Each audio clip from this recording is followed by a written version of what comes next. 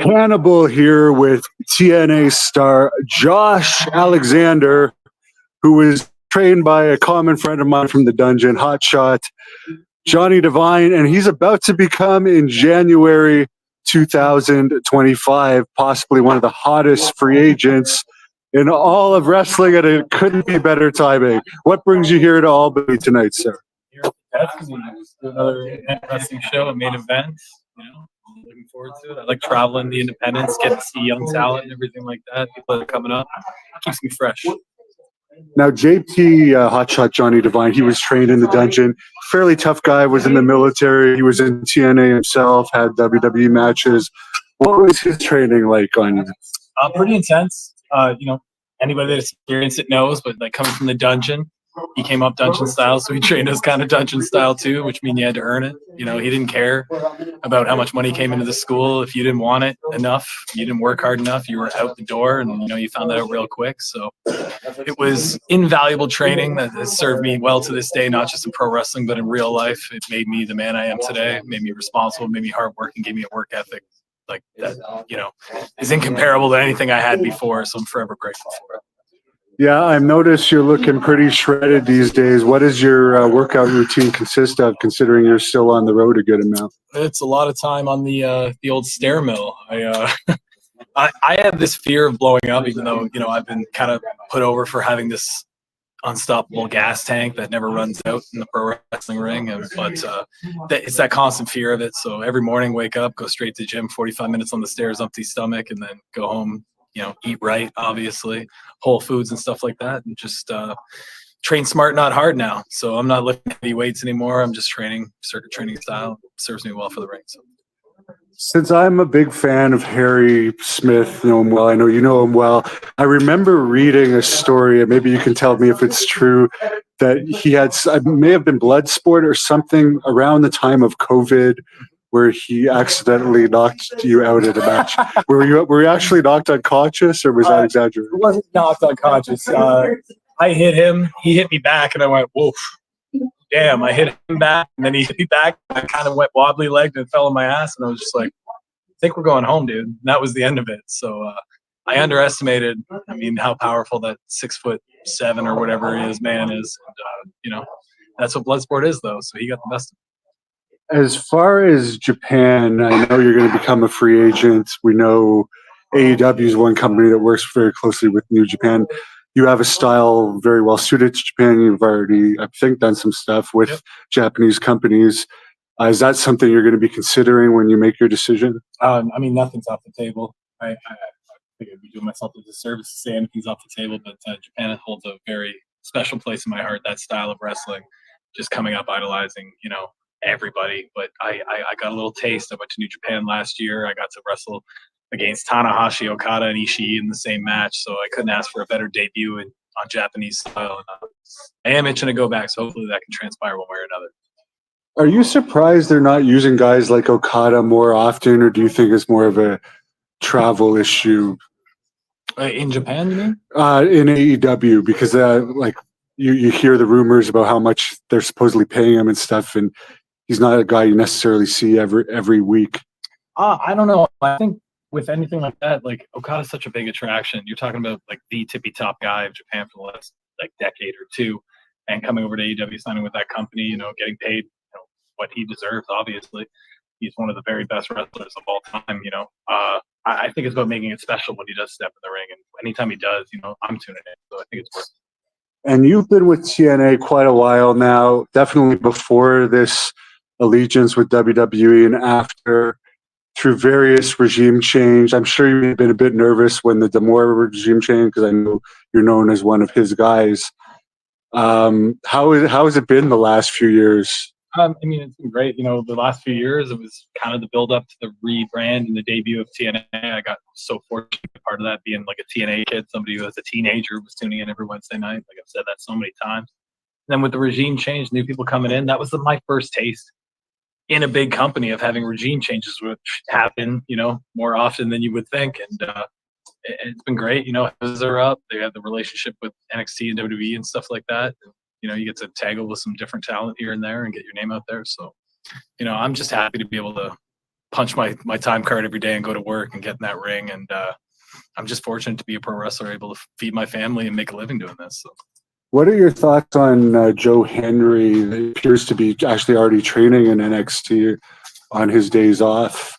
I think he might be one of the first of the males to be doing that. I mean, so Hendry's a talented guy. There's a reason why he's so nuclearly all over the pro wrestling world right now. Everybody seems to believe, and I mean, it's not just for no reason. That man's super smart, man. You're talking about buying billboards outside of major shows that run in England just to get viral moments and stuff like that. That stuff doesn't happen by accident. That is all by design by Joe Hendry, and clearly it's all paying off, man. I couldn't be happier for the guys. And I have to admit, he has some catchy tunes. Everything's catchy. Videos. I mean, I've been on the receiving end of one of those videos, and I had to hold back laughter while I was watching it in that promo segment. But yeah, it's all good stuff. Have you wrestled any of the NXT talent that has been sent over yet? I have not. I have been kept away from the NXT talent for whatever reason, but I've been involved in other storylines and stuff like that, so it completely makes sense. But I've heard people chomp at the bit for me to get in the ring with Obafemi, or I mean, there's a list of talent over there that I'd like to get in the ring with. So you never say never in wrestling. Yeah, it seems like now that we're hearing they're cutting back more on their own house shows, maybe they will end up sending more talent to other companies like TNA for experience. I mean, it's good for wrestling fans. It's good for wrestlers, man. New talent, getting different matches and stuff like that, and fans get to book their own dream matches that may have never otherwise happened. So it's cool.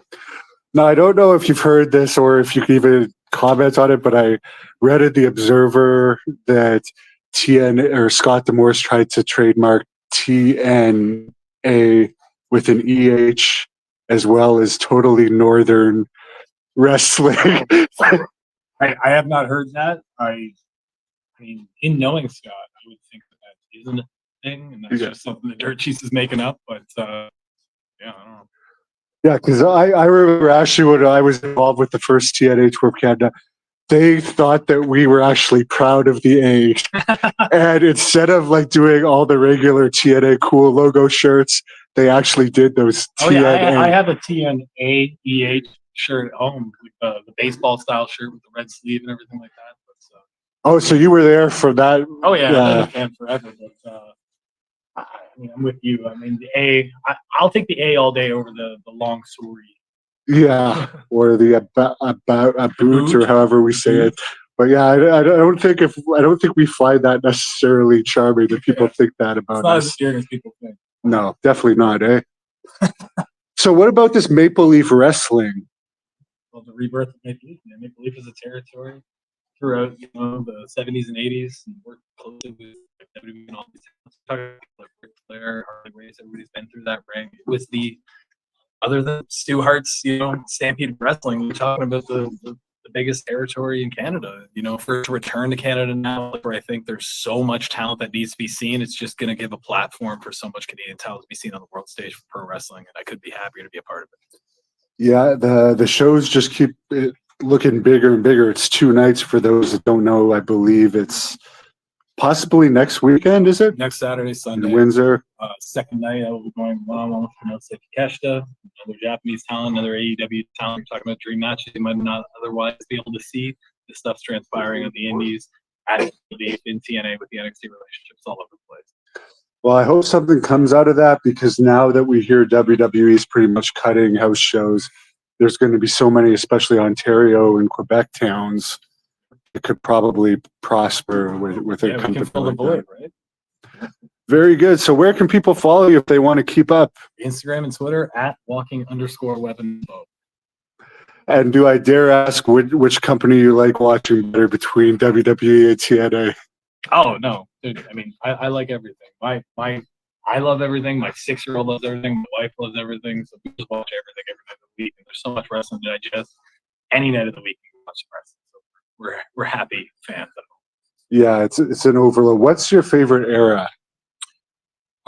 For me, it would probably be the mid to late 90s. Like when I first got into wrestling, like hardcore. I used to watch with my grandmother back when I was like 4 or 5 in the early 90s. But we're talking like when I got hardcore into it, when I decided this is going to be what my passion was, what I was going to do for the rest of my life. That was the Attitude Era, just right before it, that Bret Hart title run era. So Bret's my guy, clearly. It's on the shirt. Yeah. Have you met him? I'm sure I you have have. met Brett several times, but Have you done his dungeon wrestling? Dungeon wrestling? No, Yeah. I have not yet. I was supposed to, and then I tried that 2 years ago. So hopefully that fires eventually. Did you get stem cells in that, or was it? No stem cells. I got surgery, recovered, came back after 4 months, which was, much better than what the surgeon had, kind of told me was going to be the case. But I will be going to stem cells actually in December. So getting knees, shoulders, and tricep done just to clean everything up and make me as healthy as possible heading into that free agency period. So. Yeah, well, I wish you the best on that. And Maple Leaf Wrestling next week, I believe fans can purchase it on Triller, or it's at the historic Sinclair College now. It's TNA's kind of made it historic. To close this off, what would you have to say to Takesh? I don't even know how to say it. I don't want to offend him. Yeah. Takeshita? What do I have to say to him? I mean, he doesn't really say much. Don says everything for him. He's the alpha of AEW and all these other things. You're coming into I'm on home turf, man. I'm in Canada. I'm in my hometown, Windsor, Ontario, Canada, the place where, my wrestling career is kind of flourished into what it is today. And there's no way I'm going to give it up without a good fight. So bring your best.